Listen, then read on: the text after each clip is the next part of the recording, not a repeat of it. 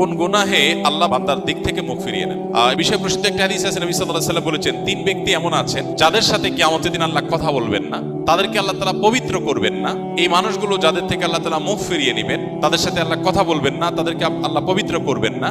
সেই মানুষগুলোর মধ্যে একজন হলেন ওই পুরুষ, যে পুরুষ টাকনুর নিচে পোশাক পরে। পোশাক পরে বলতে যে পোশাক উপরের দিক থেকে যায় সেটা টাকনুর নিচে পরে, প্যান্ট, পাজামা, চাদর, লুঙ্গি, জুব্বা, জামা, এগুলো। মোজা যেটা থাকেই নিচে, নিচ দিক থেকে পরা হয়, ওইটার কথা ভিন্ন। তো এই যে মুসবিল যে ব্যক্তি টাকনুর নিচে প্যান্ট, পাজামা, লুঙ্গি ইত্যাদি পরে, এই ব্যক্তি তার সাথে আল্লাহ কিয়ামতের দিন কথাও বলবেন না এবং তার দিকে আল্লাহ তাকাবেনও না, তাকে আল্লাহ পবিত্রও করবেন না।